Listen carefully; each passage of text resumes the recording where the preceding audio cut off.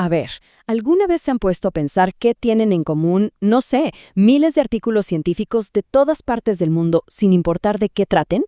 Pues resulta que hay como una especie de estructura secreta, un lenguaje universal que nos dice cómo contar la ciencia.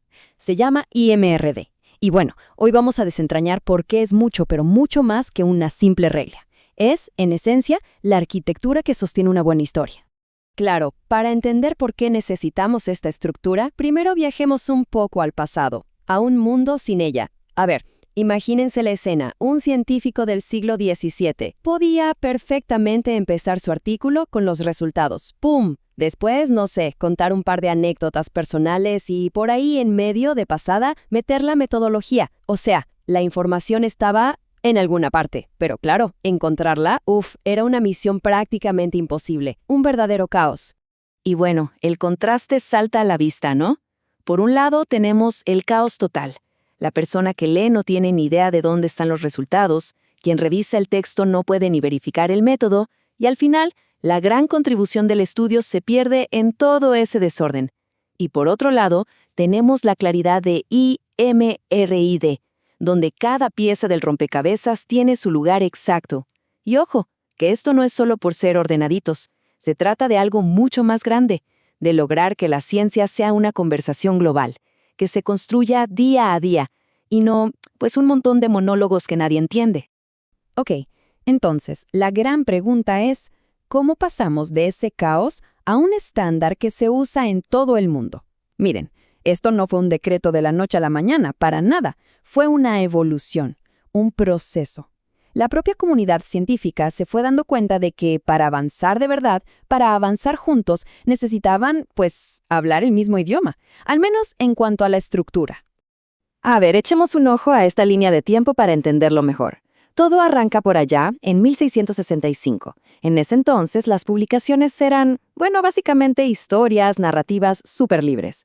Damos un salto a 1880, y ya revistas gigantes como Science y Nature empiezan a pedir, oigan, separen los resultados y los métodos, por favor. Pero el verdadero cambio se fue cocinando a fuego lento durante todo el siglo XX, a medida que la ciencia se hacía cada vez más colaborativa, más global.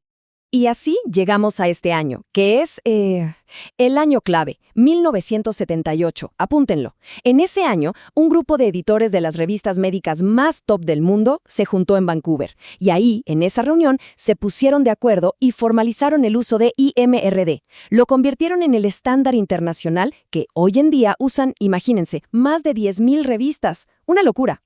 Y este es el punto más importante de todos, de verdad. IMRD no es una regla burocrática, no es una imposición que a alguien se le ocurrió un día, para nada.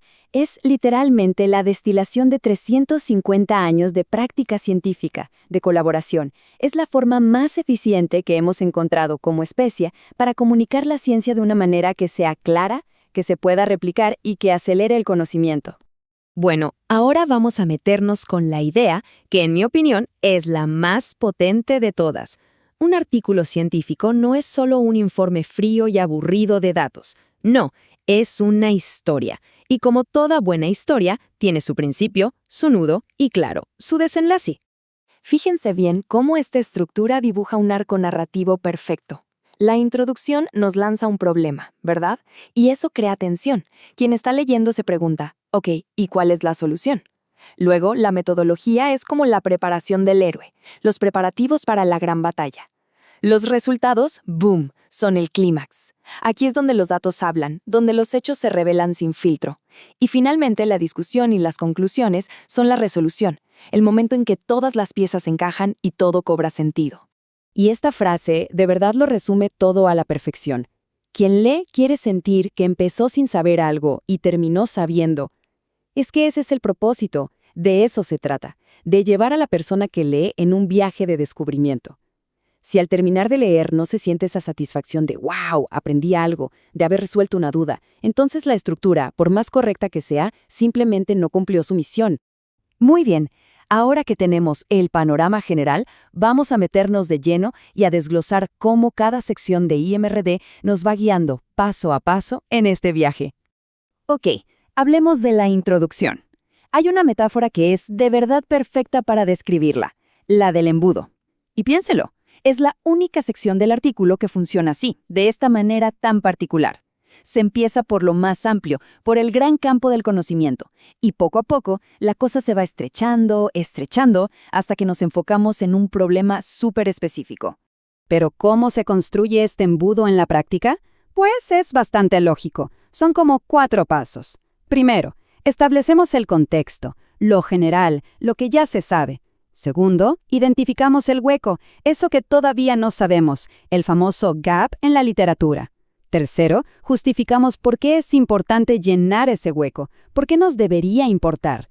Y cuarto, el paso final, ¡pum!, lanzamos la pregunta de investigación, clara, directa, la que va a ser la guía de todo el trabajo. Ahora, hablemos de algo que a mí me parece fascinante. Pensar en cada sección como si fuera un contrato, ¿sí? Un pacto no escrito entre la persona que escribe y la que lee. Cada parte del artículo hace una promesa, y un artículo científico que de verdad funciona es el que cumple una por una todas esas promesas. Es que es así de simple. Cada sección responde a una pregunta clave. En la introducción, la pregunta es, oye, ¿por qué hicieron esta investigación? Y la promesa es dar contexto.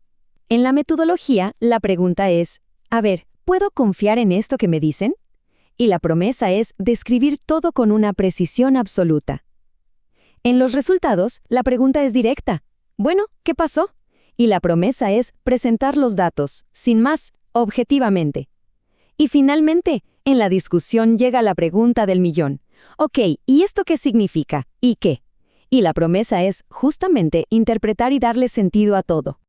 Ok, sé lo que podría parecer con todo esto, que IMRDI es como una camisa de fuerza, ¿no? Unas reglas súper rígidas. Pero vamos a ver cómo, en realidad, es justo lo contrario. La estructura no está ahí para limitar las ideas, sino para liberarlas. Y es que los beneficios son súper prácticos, muy del día a día. Para un editor, significa saber si el artículo es relevante en cuestión de segundos. Para quien lo revisa, significa poder evaluar el rigor del trabajo sin perderse. Para cualquier colega en cualquier parte del mundo, significa poder replicar el estudio. Y al final, lo más importante, la contribución queda clarísima, súper visible. Y eso hace que el trabajo se entienda mejor, se use más y, por lo tanto, se cite más. En resumen, la estructura pone tus ideas bajo los reflectores. Así que, para cerrar, quedémonos con esta idea. IMRD no es una fórmula que te dice qué pensar, jamás. Es la arquitectura, es el andamio que permite que tus ideas se construyan de la forma más sólida y clara posible. Porque al liberar tu mente de tener que preocuparse por ¿y cómo organizo esto?, te deja concentrar toda tu energía en lo que de verdad importa, la ciencia, el descubrimiento, la historia que quieres contar.